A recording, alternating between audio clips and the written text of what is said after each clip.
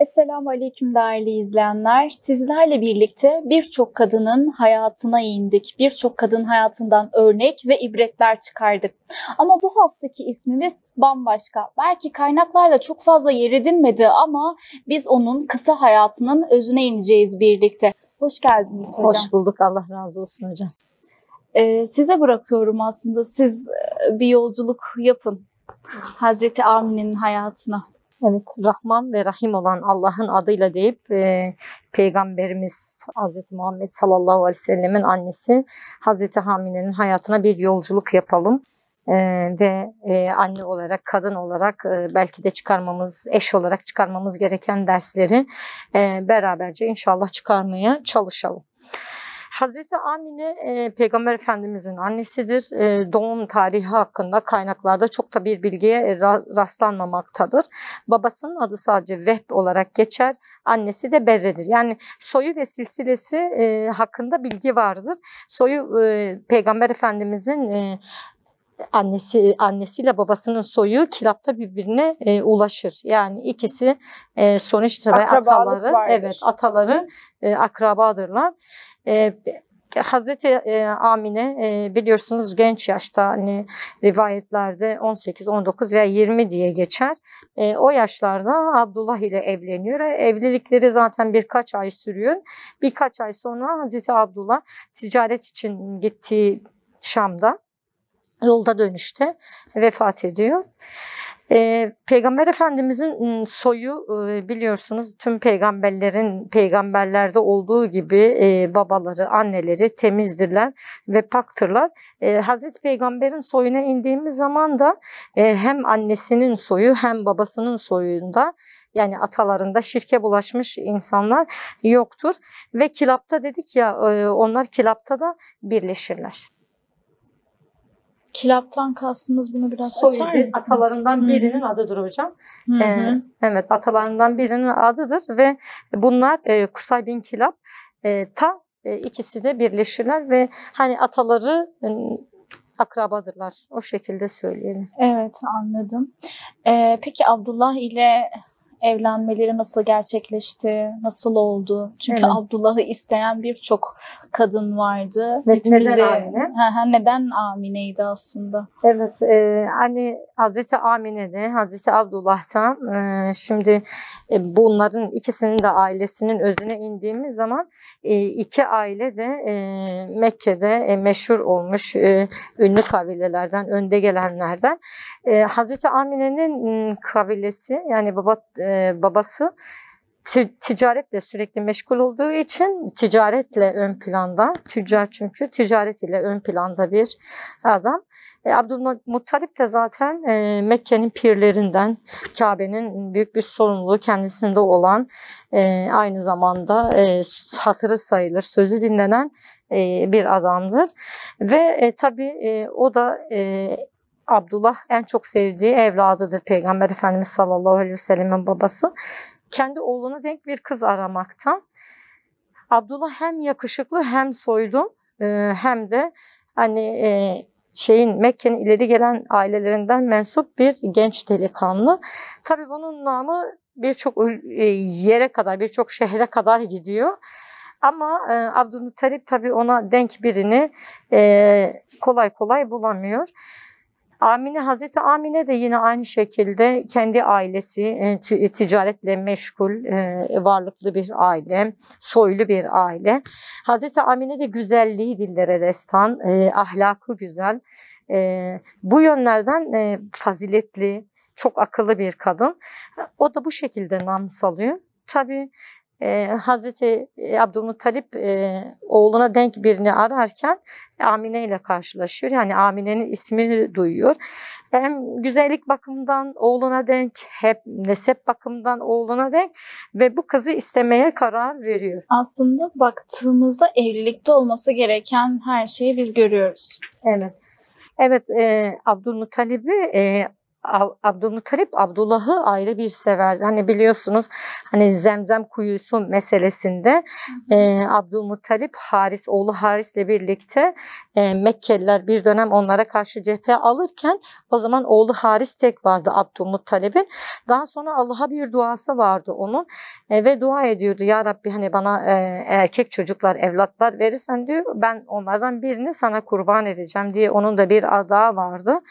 Ve Abdülmuttalip doğduğu zaman Abdullah doğduğu zaman Abdülmuttalip bu sözü aklına geliyor. Bu ahdi aklına geliyor ama Abdullah'ı da o kadar çok seviyor ki çünkü Abdullah'ta çok güzel yani hem yüzü güzel dedi ki ayrıca tüm insanları kendine çeken ve babasını da kendisine çeken bir güzelliği var. O Bambaşka bir ışık vardı onda. Evet o alnındaki Muhammed'in oradan kaynaklanıyor. Yani daha sonra tabii ki bu çözülüyor ama ondaki o insanları kendisine çeken özellik Muhammed'in nuru kendi alnında taşıması. Ve Abdülmuttalip bu sözü aklına geldiği zaman Abdullah olduğu zaman rüyası daha doğrusu hatırlatıyor ona bunu. Daha sonra hasılı kura çekiyor. Deve kurası çekiyor. 100 deve karşılığında oğlu Abdullah'ı kesmeye karşılık 100 deveyi kesmeye karşılık oğlu Abdullah'ı azat ediyor. Daha sonra tabii kız arayışına giriyor. Dediğimiz gibi ta ki Amine ile karşılaşıncaya yani Amine'nin namını duymuşlardı. Ve ikisi de hem yakışıklıkları hem asaletleri bir bakımından birbirine denk olan iki genç delikanlı. O zaman tabii ki hani teklifte hemen Abdülmuttalip bulunuyor ve karşı tarafa gidiyorlar. Ve Vehb onları çok güzel bir şekilde karşılıyor. Hatta bazı rivayetlerde Vehb Abdülmuttalib'e diyor ki Hazreti Amine'nin babası diyor ki ya diyor hani siz nerede kaldınız diyor. Siz nerede kaldınız diyor. Biz de sabahtan beri sizi bekliyorduk. Ve ona hitap ederken Abdülmuttalib'e ey amcamın oğlu diyor. Ey amcamın oğlu hani biraz önce de söyledik ya kilapta onların soyu birleşir. Ey amcamın oğlu diyor. Siz nerede kaldınız diyor. Sabahtan beri biz de sizin yolunuzu gözlüyoruz diyor. Tabi Abdülmuttalip bu duruma şaşırıyor. Bunun sebebini soruyor ve orada Vehb de diyor ki Amine'nin annesi diyor bir rüya gördü diyor. Rüya gördü ve rüyasında diyor evlerinin aydınladığını ve evlerin içine bir nurun düştüğünü görüyor. Diyor ben de diyor dün gece rüyamda atamız İbrahim'i gördüm diyor. Atamız İbrahim'ini gördüm ve Abdülmuttalib'in oğlu Abdullah'a senin kızın Amine'nin nikahını biz kıydık diyor. Hani bazı rivayetlerde bu şekilde geçer. Abdullah ile Amine'nin nikahları gökyüzünde kıyıldıktan sonra yeryüzünde kıyıldı diye geçer. Böyle bir detay da vardır. Ve tabii seviniyorlar bu duruma. Abdülmuttalib'in isteme olayından sonra çok vakit kaybetmeden bu iki genci birbirine denk olan bu iki genci evlendiriyorlar. Ve orada tabii Abdülmuttalip Vehb'in o sözünden sonra hemen çok heyecanlanıyor. Tabii dile kolay bir şey değildir. Hani senin çocuğun da benim çocuğumun nikahı gökyüzünde kıyıldı söyleminden sonra tabii Abdülmuttalip orada tekbir getiriyor. Sevincini ve mutluluğunu dile getiriyor. Ve daha sonra nikahları kıyılıyor yeryüzünde de. Peki sonrası? Evet daha sonra zaten hani evlilik gerçekleşiyor. O zamanın adetlerine göre mihir belirleniyor, mihir veriliyor. Ve ziyafet veriliyor. Abdülmuttalip düğünde ziyafet veriyor. Yemekler, düğün yemekleri yapılıyor. Hani yine o zamanın adetleri içerisinde kız 3 gün kendi babasıyla gelin olarak kalıyor. Ve hani Abdullah zaten vefat ettiği dönemde de Amine annemiz oradadır. Ve düğünden sonra tabii ki kısa bir süre Abdullah ile Amine'nin evliliği çok kısa sürüyor. Neden mi? Çünkü 2 ay hani rivayetlerde 2 ay diye geçer. 2 ay gibi kısa bir süre zarfından sonra 2 aydan sonra evlilikleri geçtikten 2 ay sonra Abdullah bir ticaret için kervanla bir yere gider. Bazılarına göre 6 ay geçiyor sanki, bu aylar değişiyor rivayetlere Değişebiliyor. göre. Hayır, değişebiliyor. Bizim için çok da bu sayılar önemli değildir. 2, 6 hani annesinin karnında babasının vefatı 6 ay diye geçer. Ha, anladım. Abdullah'ın vefatı Resulullah Hı hı, annesinin hı hı. karnına düştükten 6 ay 6 sonra. ay Bazıları sonra. da 2 ay sonra. Çünkü Evet. hani o zaman sefere çıkıyor, ticaret için gidiyor. Belirli bir süre zaten geçiyor. Ve maalesef Hazreti Abdullah o ticaretten dönüş vakti gelince hastalanıyor ve orada vefat ediyor. Evet, tabii hani belli bir zaman geçtikten sonra gelip Hazreti Amine'ye bu haber veriliyor. Yani düşünün, daha 2 ay veya 6 ay fark etmez. Daha elinin kınaları daha elinin kınaları geçmeden çiçeği burnunda bir gelin. İşte karnında da evladı. Tabii. Şimdi bazı rivayetlerde Hazreti Abdullah'ın kendi eşinin hamileliğinden haberi yok diye geçer. Yani büyük hani tarih kitaplarında ve siyer kitaplarında siyer alimleri de bundan şeydirler, hemfikirdirler ki Abdullah kendi eşinin hamile olduğunu bilmeden vefat ediyor. Çiçeği burnunda bir genç kadın ve hamile olduğunu öğreniyor. Daha sonra tabii hani eşinin vefatı üzerine yıkılıyor. Yani evleniyorsun, hayallerin var, ondan sonra emellerin var, plan ve programların var, düşüncelerin var ve eşin bir anda senin yanından yok oluyor, ebedi aleme göçüyor. İman ehli oldukları için hani teslimiyet gösteriyorlar elbette ki, ama Ya yine insanoğluyuz. Muhakkak olma zorlanıyorlardır. hasebiyle tabii ki de Amine annemiz de bu duruma çok üzülüyor. Çünkü daha eşine yeni kavuşmuşken maalesef eşini kaybediyor. Üstüne bir de hamile olduğunu öğreniyor. Hani rivayetlerde yine Hazreti Amine'nin hamileliğine dair herhangi bir sıkıntı çektiği geçmez. Yani normal insanların çektiği sıkıntıları Hazreti Amine çekmemiştir diye. O sıkıntıları çekmiyorsa bile muhakkak bir anne olarak ben bu evladımı nasıl babasız yetiştirebilirim diye düşünmüştür. Bunun sıkıntısını yaşamıştır. Kaygıları elbette ki olmuştur, elbette ki.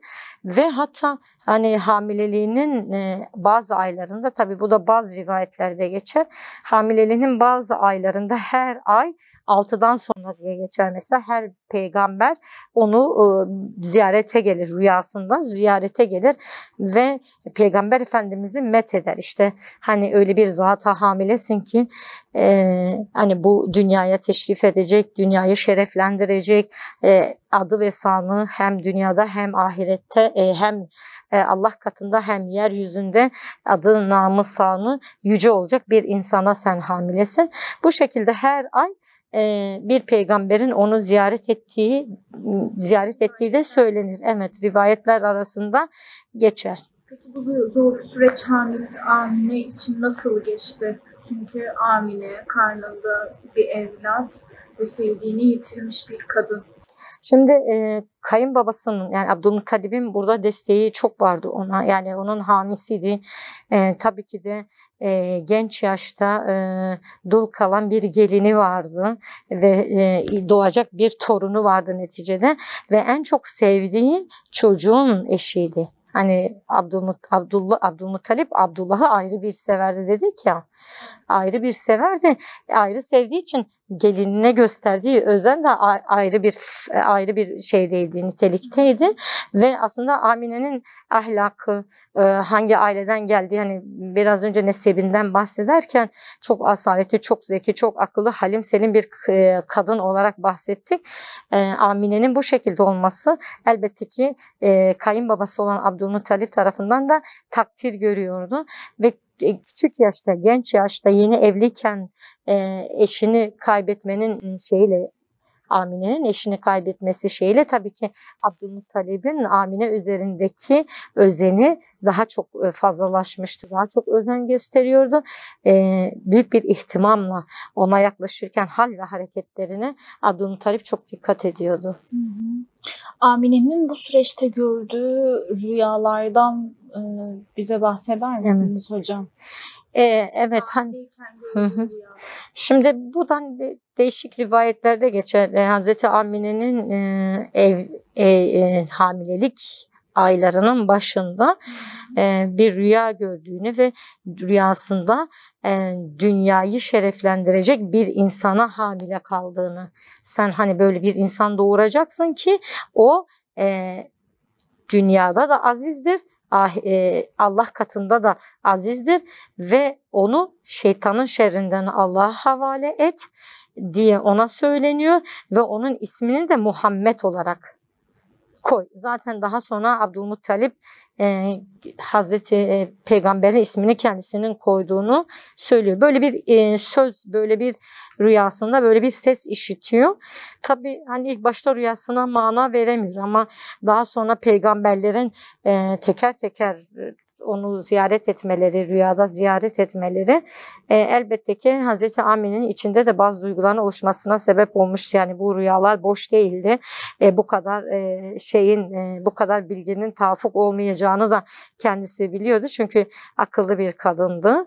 Akıllı bir kadındı ve onlarda da Allah inancı vardı. Hani onlar Hanif dini de bir nevi zaten. Evet. Allah Şimdi inancını. fetret dönemi dediğimiz dönemdi bu dönem. Fetret dönemi de hangi dönemdir? İki peygamber arasında hani peygamber gelmiyor ya, vahyin kesildiği döneme fetret dönemi denir. Vahyin kesildiği döneme ki Hazreti İsa ile Hazreti Muhammed sallallahu aleyhi ve sellem arasında belirli bir süre vardır. Yani yüzyıllar, 400-500 sene bu şekilde hani yıllar vardır, yüzyıllar vardır. Bu döneme fetret dönemi diyoruz. Ama hani bu dönemde bile Resulullah sallallahu aleyhi ve sellemin ailesi, annesi, babası, dedesi Abdülmuttalip şirke bulaşmamışlardır. Hiçbir zaman şirke bulaşmamışlardır ve haniflik dini üzerine kalmışlardır. Bir olan Allah'a iman ediyorlar. Evet, yani Amine'nin hayatında biz bunu çok görürüz. Onlar bir olan Allah'a inanıyorlardı. Abdullah da yine aynı şekilde, Abdülmuttalip de yine aynı şekilde. Tabii ki bu gördüğü rüyaların boş olmadığını, Allah'tan gelen birer işaret olduğunun farkına varmıştı. Ve Peygamber Efendimizin bununla alakalı bir hadis-i şerifi var. Sonradan diyor ya, Resulullah şöyle buyuruyor, diyor ki ben ceddim İbrahim'in duası, kardeşim İsa'nın müjdesi ve annemin rüyasıyım. Böyle bir hadis de bize Tekrarlar mısınız hocam hadisi? Ben ceddim İbrahim'in duası, kardeşim İsa'nın müjdesi, annemin rüyasıyım. Şimdi hani Hazreti İbrahim İsmail ile birlikte Kabe'nin duvarlarını inşa ederken hatırlarsanız Hazreti İbrahim'in bir duası vardı. Rabbim benim soyumdan da peygamber çıkar. Şimdi İshak'ın soyundan peygamber geleceği Hazreti İbrahim'e bildiriyor, oğlu İshak'ın. Ama İsmail'in soyundan peygamber gelip gelmeyeceğini bilmiyor. O yüzden Hazreti İbrahim'in burada oğlu Hazreti İsmail'e bir duası var.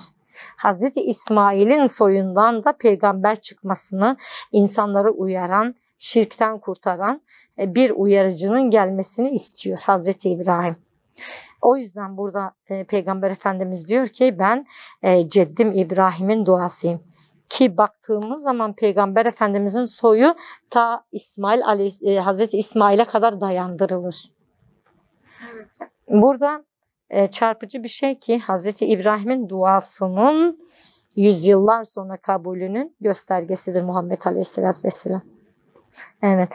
Kardeşim İsa'nın müjdesi, yine İsa Aleyhisselam geldiği zaman Hazreti Muhammed sallallahu aleyhi ve sellemin müjdesini vermişti.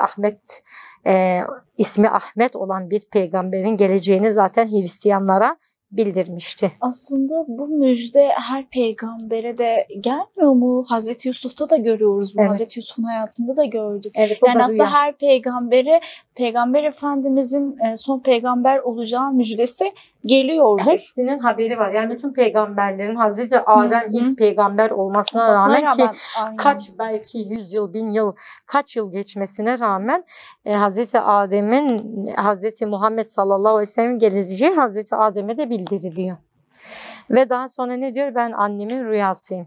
Biraz önce söyledik ya, Hazreti Amine yine rüyasında dünyaya teşrif edecek şerefli bir insana hamile olduğu ona bildiriliyor.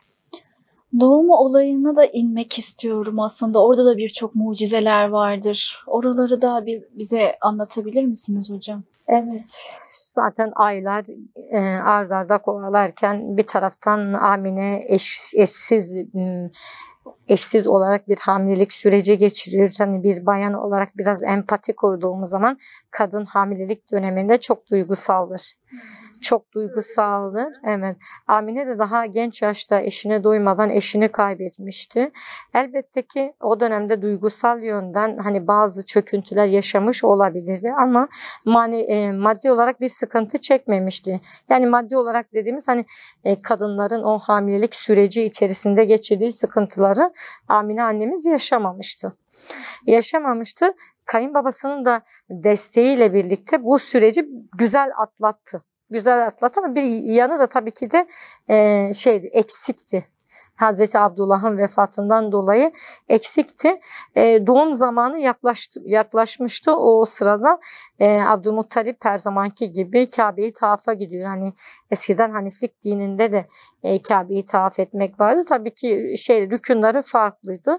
Abdülmuttalip de Kabe'yi tavafa gidiyor ve Kabe'nin avlusunda oturuyor.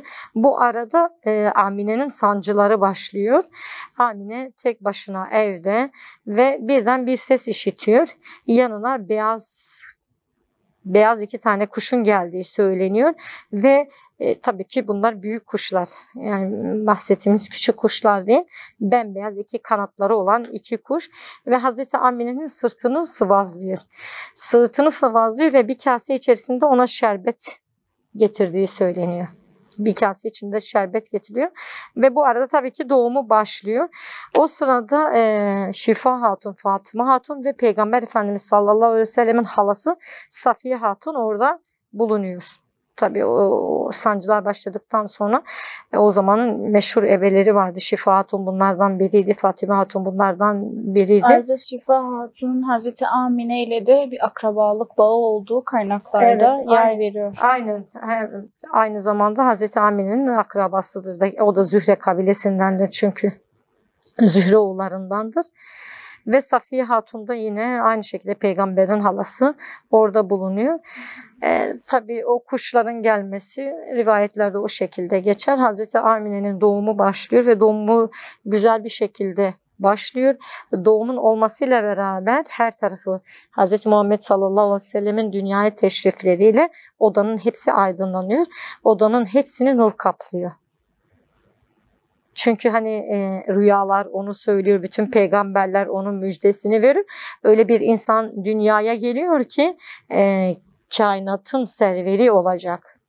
Allah katında çok değerli, ahlakıyla kemale ermiş bir zat dünyaya geliyor.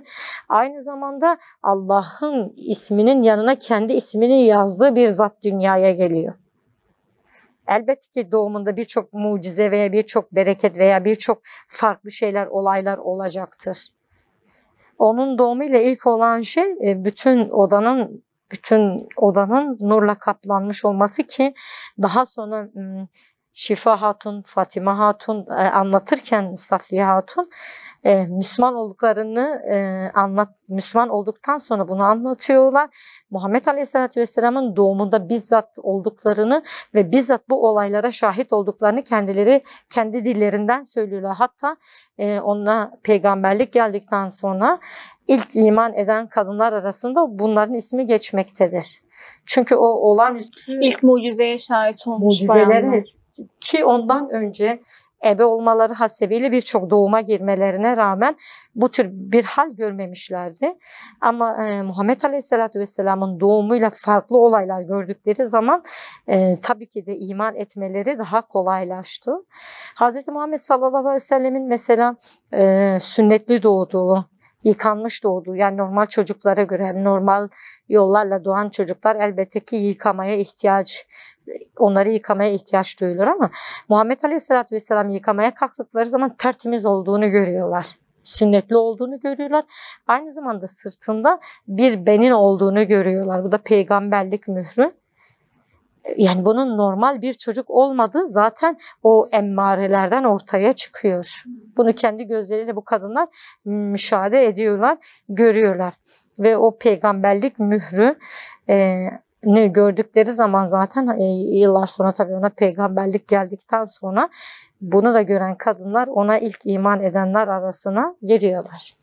Birçok ülkede hissedilen bazı olaylar olmuştu. Peygamber Efendimiz dünyaya geldiği gece bir yıldız doğmuştu ki Ahmet yıldızı. Tüm peygamberler doğduğu zaman bir yıldızları varmış ve bu yıldız onların doğduğu gün doğarmış. Hatta bunu fark eden Yahudiler peygamberin geleceğini dört gözle bekliyorlar ya. Ahmet dünyaya geldi deyip her yerde Muhammed Aleyhisselatü Vesselam'ı aramaya çıkmışlar. Ve bu şekilde rivayetlerde de geçer. Putların, Kabe'deki putların yüzüstü yere düşmesi, devrilmesi peygamberin gelişiyle beraber olmuştur.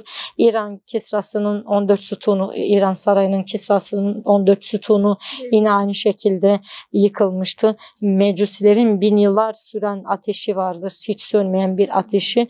Bu ateş o gün sönmüştür. Sava Gölü denilen bir göl vardı ki insanlar bunu kutsal sayıyorlardı. Bu kutsal gölde o gece kurumuştur ve insanların mukaddes saydıkları o çölün suyu birdenbire, gölün suyu birdenbire çekilmiştir. Bu mukaddes su da ortadan onlara göre yok olmuştur. Bunun gibi birçok mucize olmuştur. Tabii ki de dediğimiz gibi hem evin içinde hem evin dışında bu olağanüstü çocuğun dünyaya gelmesinde bazı farklılıklar meydana gelmişti. Bu olaylar olurken bu sevinçli haber tabii Abdülmuttalib'e gidiyor. Abdülmuttalib dediğimiz gibi Kabe'nin avlusunda Kabe'yi tavaf ediyor. Bazı rivayetlerde dinlendiği diye söyleniyor. Hemen ona işte bir torununun olduğunu, erkek torunun olduğu söyleniyor ve Abdülmuttalip onu görmek için hemen eve koşuyor. Ve diyor ki hani bu öyle bir oğuldur ki diyor onun şeref ve şanı çok yüce olacaktır diyor. Ve diyor ki ben onun ismini Muhammed koydum. Muhammed koydum. Hatta hani bazı rivayetlerde şu şekilde de geçer. Kureyşler arasında daha önce böyle bir isim, tabii daha önce böyle bir isim görülmemiş. Hani neden atalarımızın isimlerini koymuyorsun da hiç duyulmamış bir isim koyuyorsun. Abdülmuttalip de diyor ki hem yerde hem gökte övülsün diye. Aslında bu da Muhammed Aleyhisselatü Vesselam'ın hayatı boyunca onun vefatından sonra da bu Abdülmuttalib'in bu söylemi devam ediyor. Hem yerde, bizler şimdi hem görebiliriz. Abdülmuttalib belki o dönemde görmedi ama bizler o dönem şimdi ondan kaç sene 1400 küsür sene sonra gelmiş biz insanlar görüyoruz ki hali bizler onun ümmeti onu saygıyla edeple anmakta. Ve bunun yanı sıra yine Allah-u Teala gökte kendisi ona salat ve selam getirdiğini ve meleklerin de ona salat ve selam getirdiğini bize ayetleriyle bildirmektedir. Ve tabii ki Abdülmuttalip torunu olduğu için çok seviniyor. Mekke'nin ileri gelenlerinden biridir. Ziyafetler veriyor. Ziyafetler veriyor. 3 gün boyunca sürekli Mekke'nin her sokağında develer kestiriyor. Develer kestiriyor ve kemiklerini de hatta diyor ki bırakın orada sadece insanlar değil hayvanlar da bu ziyafetten faydalansınlar diyor. Fakire fukaraya veriyor, tüm insanlara. Zengin, fakir tüm insanlara Abdülmuttalip sevincinden dolayı çünkü Abdullah'ın yetimi dünyaya gelmiş sevincinden dolayı ziyafetler veriyor. Ve diyor ki ben onun adını Muhammed koydum ki insanlar onu çok çok övsün diye yerde ve gökte şanı olsun diye bu şekilde bir nidası da oluyor. Evet. Daha sonra Hazreti Amine artık çocukluk dönemi geçiyor ve Hazreti Amine artık yavaş yavaş aslında Muhammed Aleyhisselatü Vesselam ile yollarını ayıracak ve bunun farkında değil. Yani artık ayrılık vakti geldi diyorsunuz. Evet. Bu ayrılık vakti biraz üzücü olacak ama. Evet, şimdi gerçekten hani insanı derinden etkileyen bir olay. Çünkü Muhammed Aleyhisselatü Vesselam süt anneye gitme dönemi vardır. İnşallah Halime'yi anlatırken O dönemden bahsedeceğiz. O yüzden sormadım aslında bu Evet. soruyu hocam. Halime'de inşallah biz bunun detaylarına ineceğiz. Evet, yani zaten Hazreti Halime Amine ile Muhammed Aleyhisselatü Vesselam'ın geçirdiği süre kısa görünse bile Muhammed Aleyhisselatü Vesselam'ın üzerinde Hazreti Amine'nin etkileri çok büyüktür. Hani Peygamber Efendimiz babasız dünyaya geldi.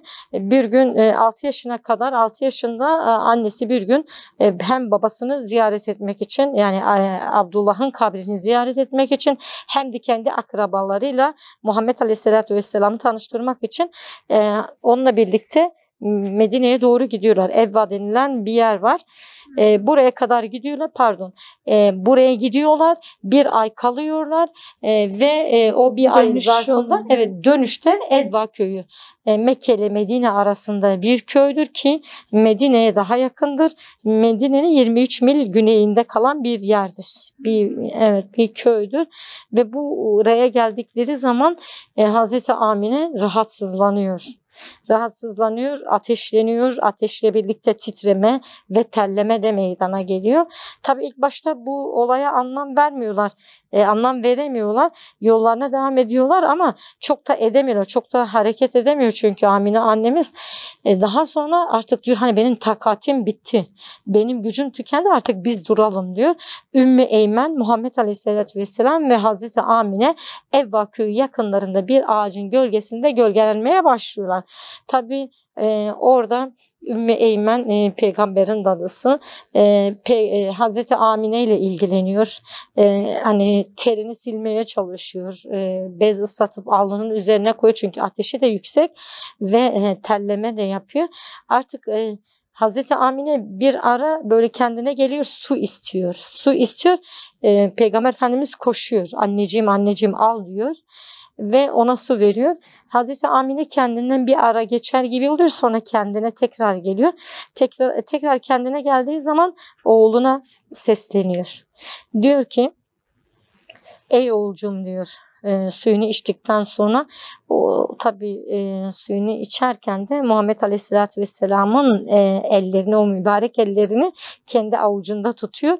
O yumuşak ellere bir anne şefkatiyle dokunuyor ve ona diyor ki, onun yüzüne doya doya bakıyor ve ona diyor ki, ey dehşetli ölüm okundan Allah'ın yardım ve ihsanı ile 100 deve karşılığında kurtulan zatın oğlu.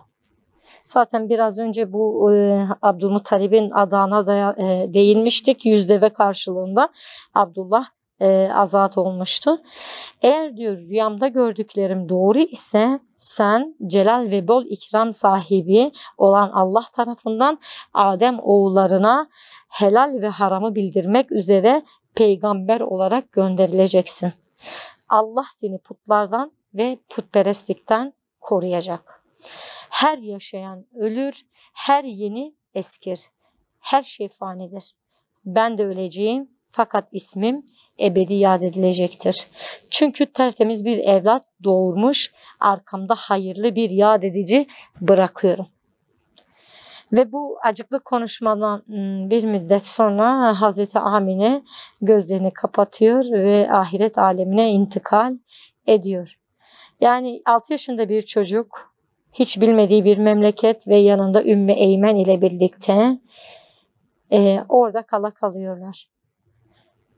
Çünkü böyle bir şey beklemiyorlardı. Düşüncelerinde, planlarında böyle bir şey yoktu.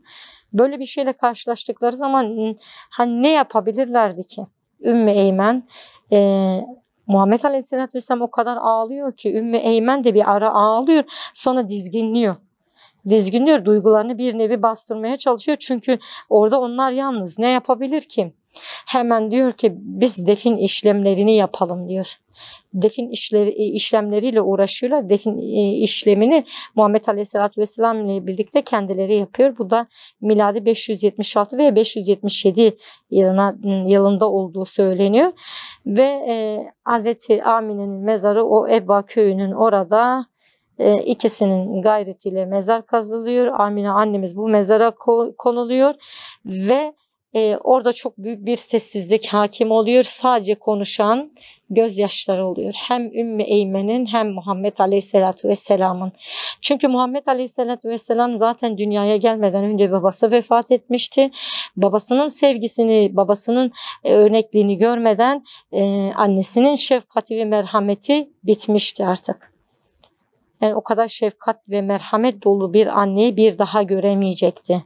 Amine o yüzdendir ki vefat etmeden önce Muhammed Aleyhisselatü Vesselam'ın o mübarek elinin avucunun içine aldı ve doya doya ona baktı.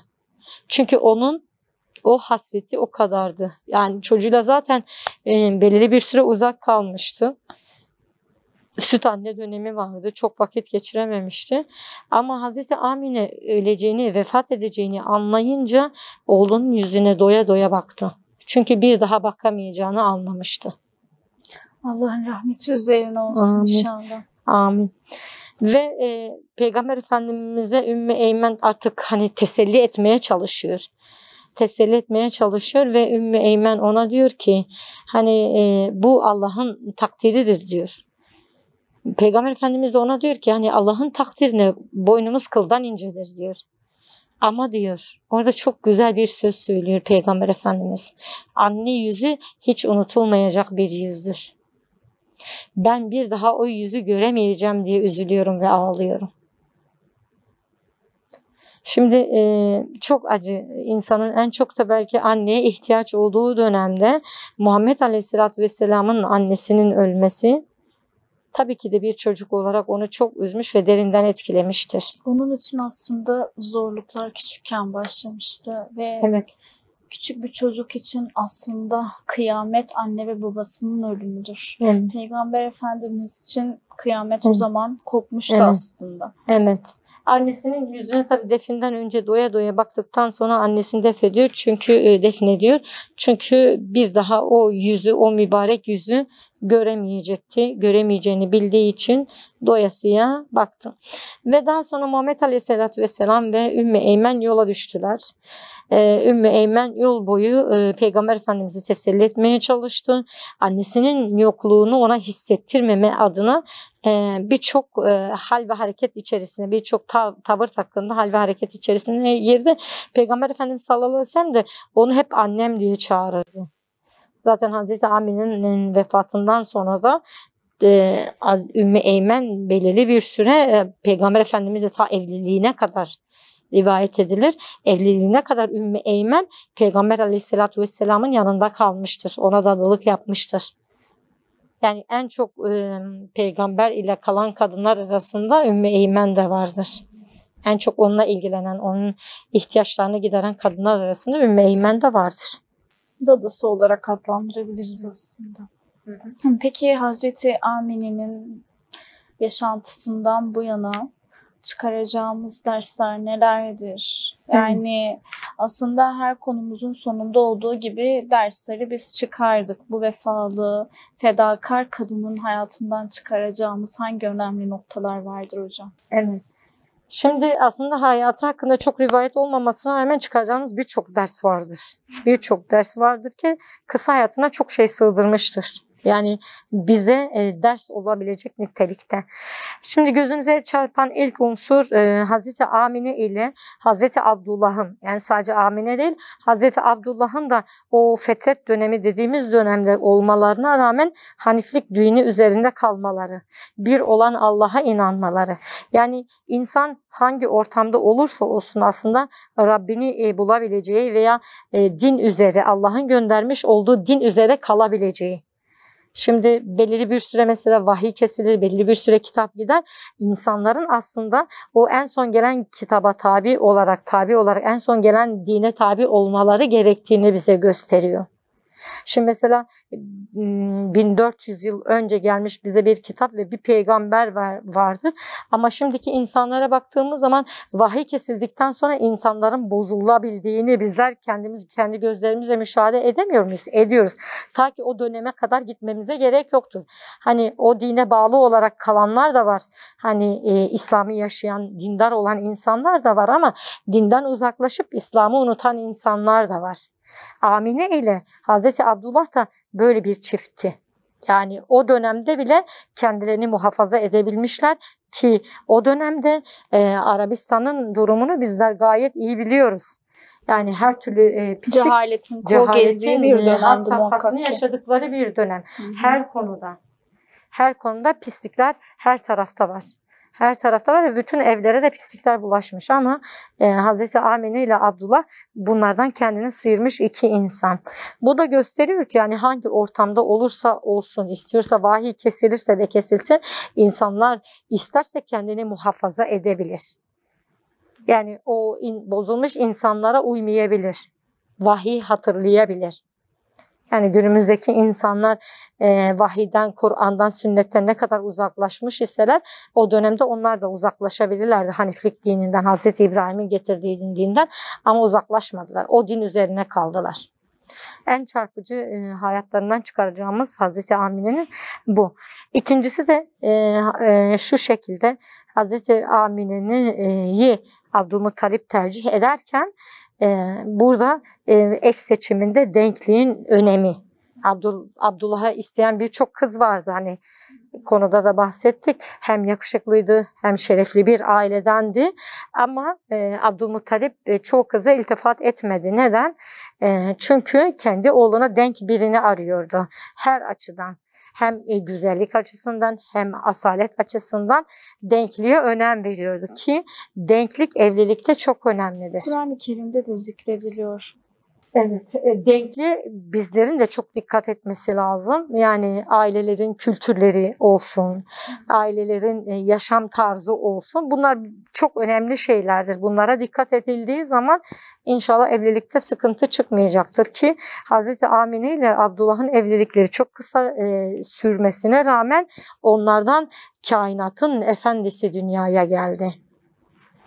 Bu tek taraflı mıydı? Değildi. Hazreti Abdullah'ın asil olması, Hazreti Amine'nin soylu olması, ikisi de yüksek zümreden iki ailenin çocukları olması, elbette ki onların sulbünden gelen insanların da onlar gibi asil insanlar olacağının göstergesidir.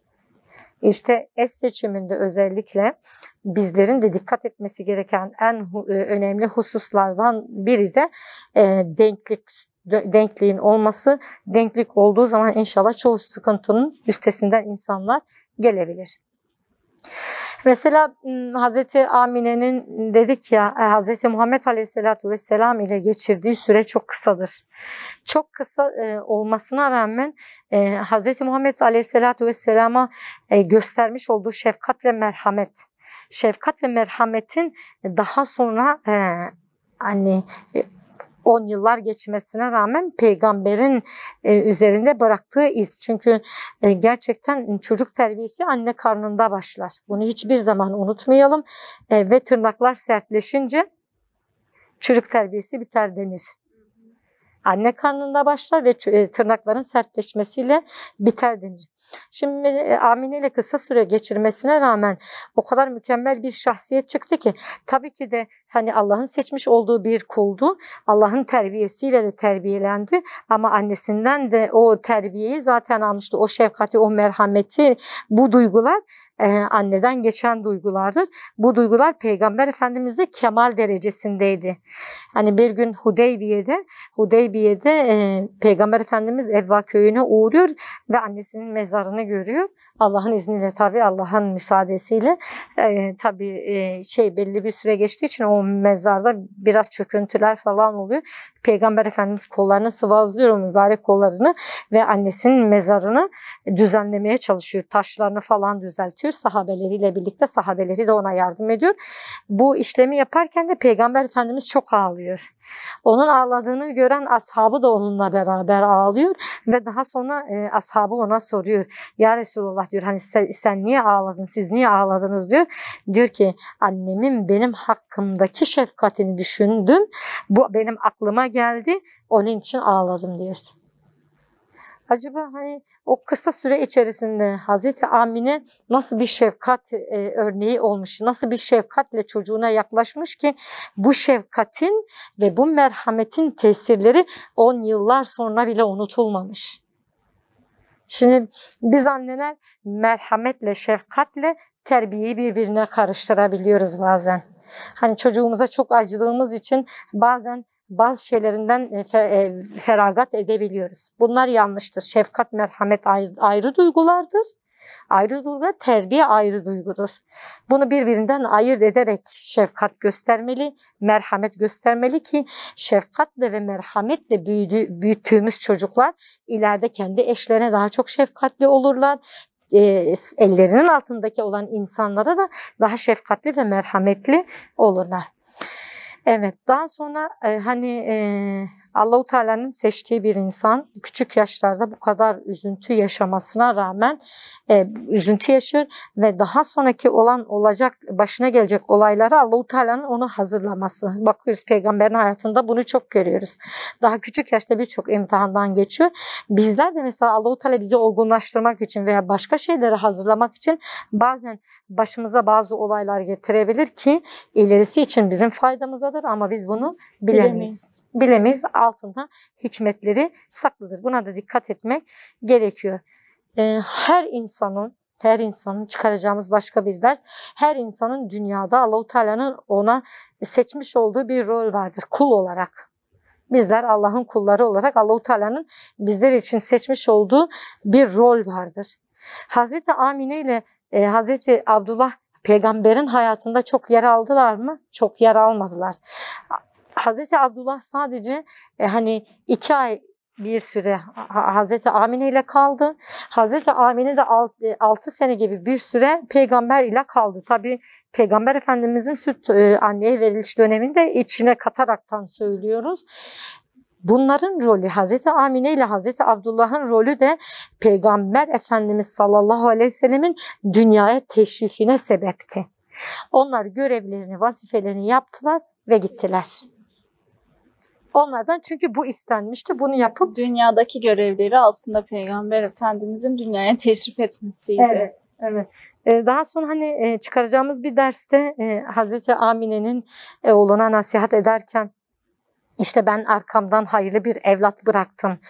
Amel defteri biliyorsunuz kapanıyor. Allahu Teala diyor ki insanın ölümüyle amel defteri kapanıyor ama 3 şekilde açıktır. Salih çocuklar, salih evlatlar, sadaka-i cariye ve kendisinden faydalanan ilim. Biz bütün bunları peygamberin hayatında görüyoruz. Peygamber bu üçünü, yani bu 3 şekilde annesinin ve babasının amel defterini açık bıraktı. Özellikle annesinin, hani dedik ya çok yanında kalmadı ama özel şeyleri annesinden öğrendi. Ve ölünceye kadar da Peygamber Efendimizin öğrettikleri doğrultusunda yapılan ameller ta Peygamber Efendimizin annesine kadar yazılıyor. Böyle salih evlatlar bırakmak tabii ki de öbür dünyaya çok büyük yatırımdır.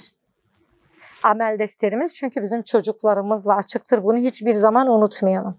O bir göz aydınlığı bıraktı ki öyle arkasından o kadar mükemmel bir göz aydınlığı bıraktı ki onun dünyasında tamam çok da ondan yapmadı, faydalanmadı ama ahiret alemi için Hazreti Amine kendi evladından çok faydalanacak. Bunu kim söylüyor? Allahu Teala söylüyor. Bunu kim söylüyor? Peygamber Efendimizin hadisi söylüyor. Çünkü amel defteri çocukla açıktır. Allah razı olsun hocam. Ağzınıza ve yüreğinize sağlık. Evet değerli izleyenler, bugünlük de bize ayrılan sürenin sonuna geldik. Yine aynı gün ve aynı saatte sizlerle olacağız. Allah'a emanet olun.